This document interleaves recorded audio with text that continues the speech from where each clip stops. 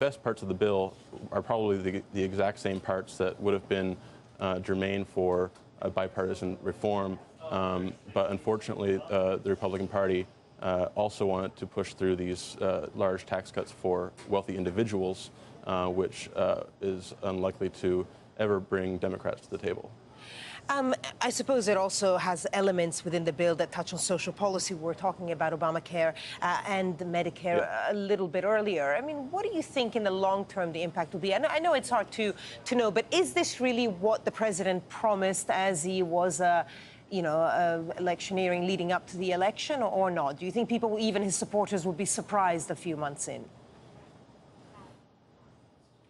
Well, the big problem with health care for Republicans is they know they don't like Obamacare, but they have no idea, or at least no agreement of what to replace it with. And so after failing to reform health care earlier in this presidential term, they have turned to a strategy of just sabotaging the Obamacare markets. And so that's the way the individual mandate works, is it ensures young, healthy people buy health insurance, which bring down premiums for less advantaged sick people. And so this tax reform repeals that mandate, which means people will voluntarily opt out of insurance, which will drive up premiums for the unwell.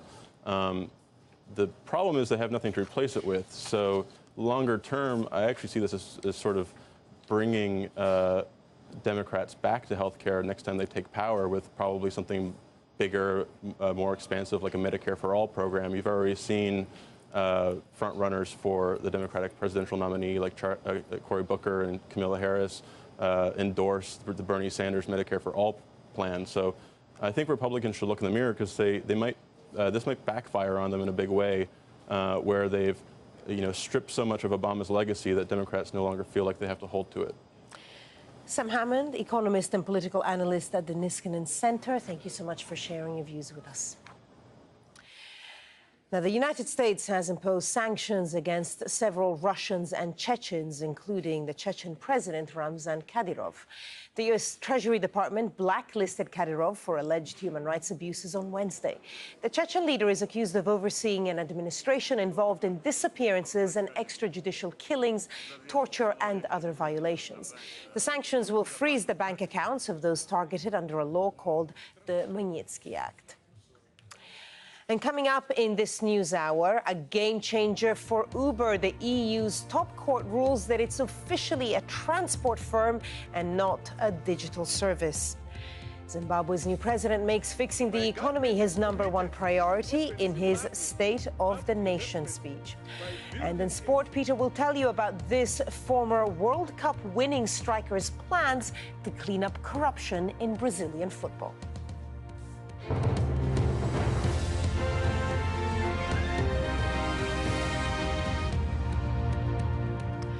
Poland's president says he will sign into law 2 new bills increasing the government's powers over the courts in defiance of the European Union. Andrzej Duda has pushed ahead with the controversial reforms despite an EU threat to take away Poland's voting rights. The EU has triggered its Article 7 procedure, calling the laws a threat to democracy.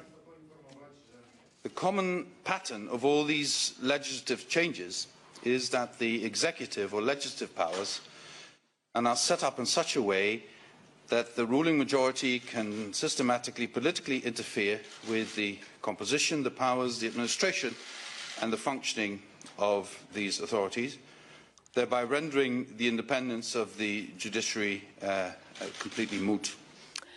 Well, joining us now via Skype from the Polish capital, Warsaw, the current affairs journalist Tomasz Sawczuk. Sir, thank you so much for joining us here on Al Jazeera. It's quite interesting that the president of Poland has signed the 2 new laws, basically in defiance of what the European Union has started to do by activating Article 7. Do you think that's because he doesn't actually think the EU will see it through with Article 7, or that they just don't care what the EU does?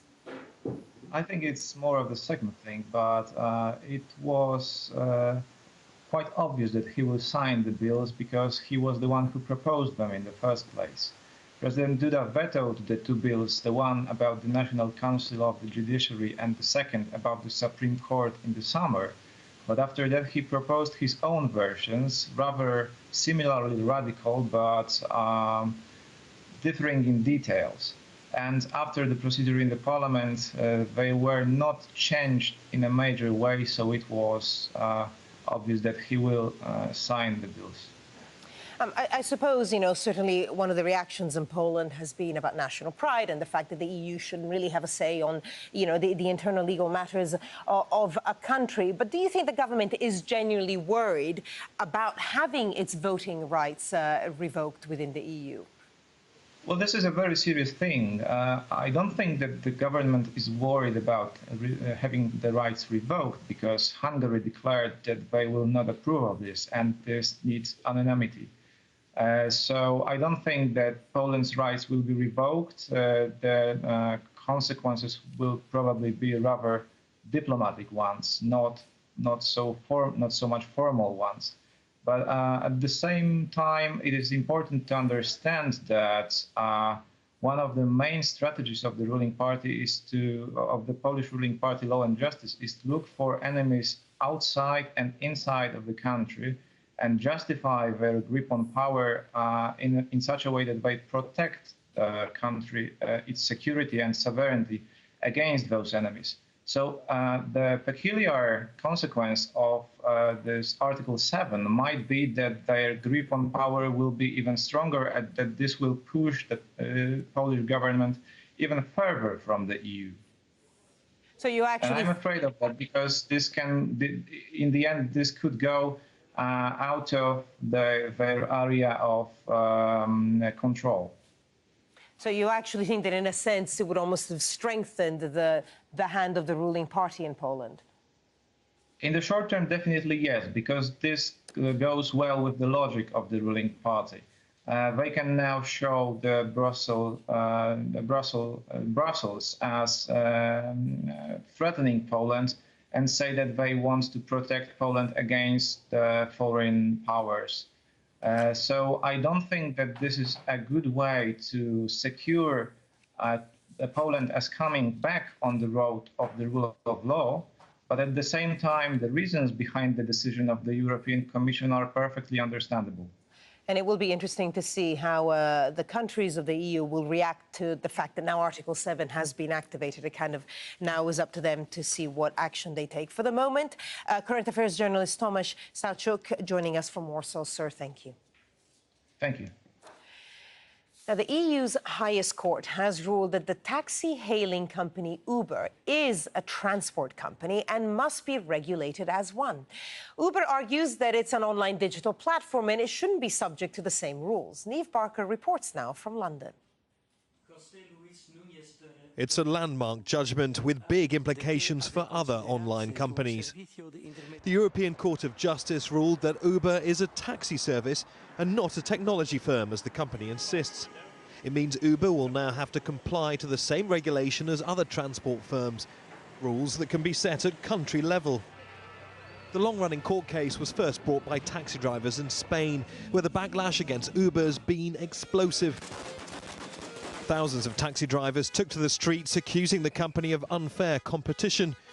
There were similar scenes in several other cities. This was Paris, and this demonstration brought central London to a standstill. And in Lebanon, Uber's been under mounting scrutiny after a driver with previous criminal convictions allegedly murdered a British embassy worker this month. Here in London, Uber had its licence revoked back in September for breaching operating rules, including its handling of alleged sex attacks. Still, there are 3.5 million Uber users here, and many were angry with that decision. Part of the company's enduring appeal is that it's efficient and cheap, much cheaper than traditional black cabs. For now, it's been allowed to continue operating in the capital while it appeals the decision. The European Court's ruling isn't legally binding, but it does send a message to other high-tech firms. Uber's one of several companies facing legal battles in recent years. Airbnb, another San Francisco-based firm, allows people to rent out their homes to visitors. But cities such as Barcelona and Berlin want to regulate usage to avoid driving up rents and forcing out locals.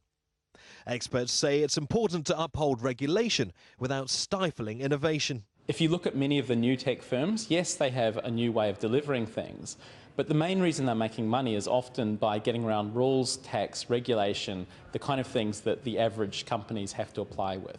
The digital revolution's advancing at breakneck speed. Now the law needs to pick up the pace. Neve Barker, Al Jazeera, London. Zimbabwe's new president, Emmerson Mnangagwa, has delivered his first State of the Nation address in the capital, Harare. Economic recovery was the focus of it. He said his government was determined to open up the economy to foreign investors. Government will soon unveil a robust engagement and re-engagement program with the international community in our continued bid to rejoin the community of nations. My government is committed to open Zimbabwe up to investment by building a free and transparent economy which benefits Zimbabweans and is welcoming to outsiders. Hara Mutasa has more now from Harare. The feedback has been generally positive. It's ultimately about the economy, like you said. People want jobs, they want the economy to recover, and they say the president said all the right things. But some are saying we've heard this all before. Robert Mugabe, when he was head of state here, he's now the former head of state, he promised to create jobs, and he never really did.